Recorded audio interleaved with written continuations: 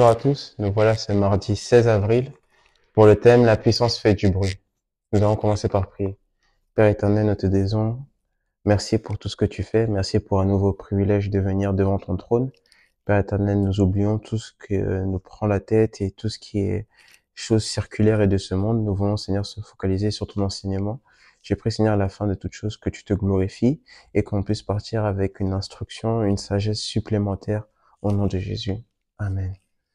Donc, le thème d'aujourd'hui, c'est la puissance fait du bruit. Josué 6:5. Quand ils sonneront de la corne retentissante, quand vous entendrez le son de la trompette, tout le peuple poussera de grands cris. Alors la muraille de la ville s'écroulera et le peuple montera, chacun devant soi. Josué 6:5. Nous allons reprendre une fois. Quand ils sonneront de la corne retentissante, quand vous entendrez le son de la trompette, tout le peuple poussera de grands cris. Alors la muraille de la ville s'écroulera et le peuple montera chacun devant soi. Nous voyons que par cette puissance, par le bruit, par ce qu'ils ont fait, ça a fait tomber la muraille.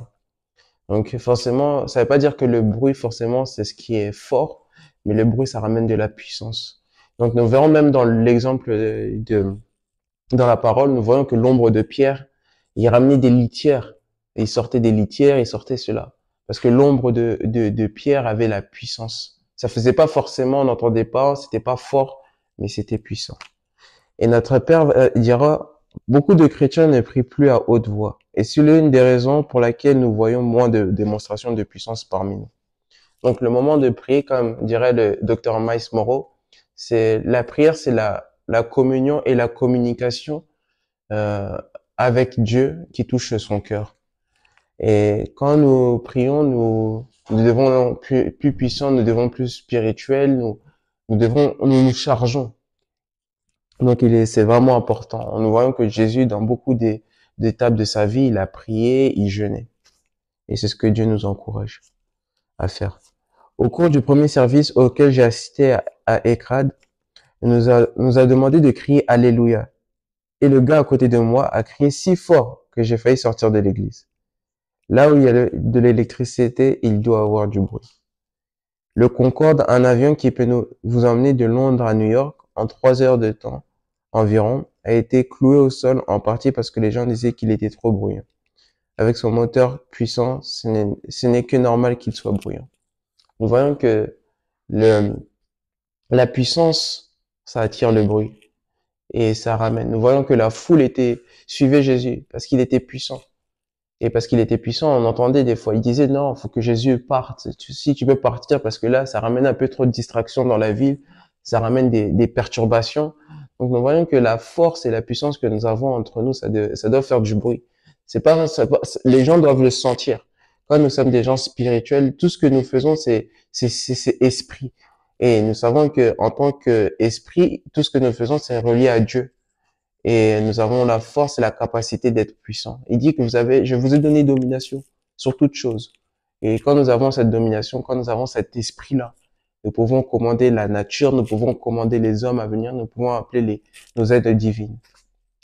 De nos jours, nombre de chrétiens doivent être cajolés avant de crier Alléluia. Je me souviens qu'il y a de nombreuses années, on m'a demandé de prêcher pendant un service de chant de Noël à Aso Rock, la résidence présidentielle nigérienne. Et tout le grand et puissant était présent. Quand je leur ai demandé de crier Alléluia, ils ont crié comme des dames et des messieurs sophistiqués jusqu'à ce que je leur dise. La personne a crié, le prochain Alléluia est la seule qui verra la nouvelle année. Cette fois-ci, ils ont vraiment crié. Et les vrais chrétiens n'ont pas besoin d'être menacés pour louer leur Dieu. Nous n'attendons pas de louer Dieu. Nous n'attendons pas des événements pour louer Dieu. Il dit, vous continuerez. Votre bouche sera, les louanges de moi, de ma personne sera continuellement dans votre bouche. Et nous n'attendons pas les circonstances. Nous n'attendons pas d'avoir une voiture, nous n'attendons pas d'avoir une maison ou quoi que ce soit. On a fait de notre vie, de notre corps et de notre cœur une habitation pour le temple de Dieu. Donc à tout moment, nous devons louer Dieu. Il ne faut pas venir en tant que je m'habille bien, je chante, faut être impactant, faut être influent. Si on fait les choses comme tous les gens normaux, nous ne serons plus des gens, on cherche pas des gens normaux, on cherche des personnes qui font la différence, des personnes qui sont exceptionnelles. Quand vous allez à un moment, dans des recrutements ou quand vous allez passer un entretien, on va vous demander qu'est-ce qui est différent de vous à l'autre candidat.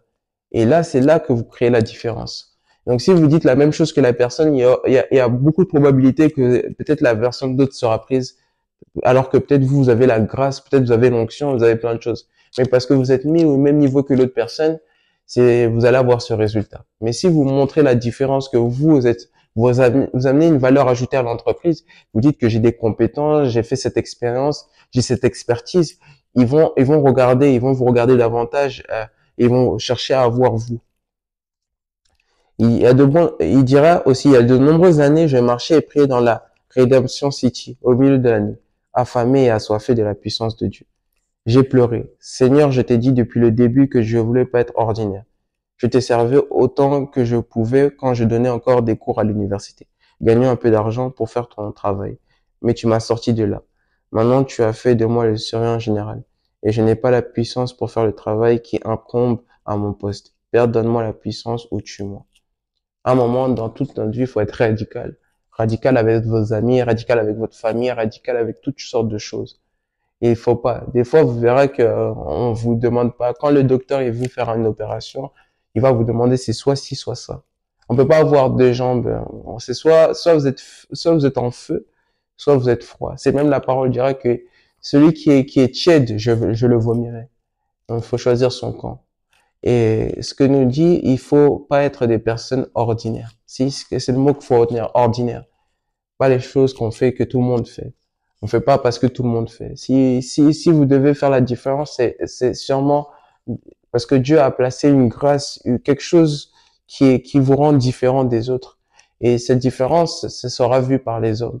Et je prie que ce soit le cas pour toutes les personnes qui écoutent et même pour toutes les personnes qui pensent qu'ils n'ont pas la capacité. Dieu, il est capable de donner. Et il donne en abondance. Pendant que je priais, le sol sous mes pieds tremblait violemment. Et il y a eu un tremblement de terre qui a ressenti, d'aussi loin qu'Ijebou-Odé. C'était dans les journaux. Un tremblement de terre n'était pas calme. Le bruit nécessaire pour dégager une puissance.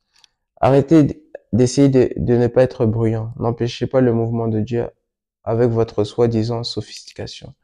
Les gens qui viennent à l'église bien habillés, propres sur eux. Je suis pas en train de dire qu'il faut être mal habillé. On peut être très bien habillé, mais quand on est dans la présence de Dieu, il y a cette fougue, il y a cette folie. Comme il dirait que la prédication de la croix est une folie pour les païens, pour les non-croyants. Mais pour nous, les croyants, c'est une puissance. Et cette puissance, on doit l'exercer à chaque moment, à chaque instant. Et c'est ce que Dieu attend de nous. Que nous, les croyants, on vient pas en tant que dans une atmosphère et juste demeurer comme des personnes normales. Nous devons créer la différence, faire des choses qui vont impacter, qui vont influencer, et pas seulement nous, mais les générations à venir. Et j'ai pris que ce soit le cas au nom de Jésus. Je suis à, il dit, je suis à un moment de ma vie où j'ai besoin que d'autres personnes portent plus de feu que moi. Pour que lorsque je partirai, je sache que j'ai laissé derrière moi des commandos qui porteront l'œuvre de Dieu plus loin que je ne l'ai fait. Arrêtez de frimer, comme diront les jeunes, quand vous êtes en présence de Dieu. Soyez libre de faire un grand bruit qui fera taire le diable et laissera la puissance de Dieu se mouvoir. Je prie que ce soit le cas dans ta vie et que tu ne sois pas juste... on peut être nous-mêmes des freins pour l'œuvre de Dieu, pour la puissance, pour qu'elle puisse se manifester en nous. Et il faut qu'on ait la capacité d'être à l'écoute, il faut qu'on soit à la capacité d'entendre ce que Dieu a à nous dire en temps et en saison, et pour qu'on puisse exercer cette puissance. Parce que ce monde, ils ont soif et ils sont affamés, ils ont besoin des résultats, ils ont besoin des preuves. Et si on dit si on est dit juste qu'on est chrétien, mais on n'a aucune puissance, on n'a aucune force et que ça s'entend pas, ils vont pas nous suivre. Et le but de Dieu, c'est que toute personne, il dit que car Dieu a tant aimé le monde.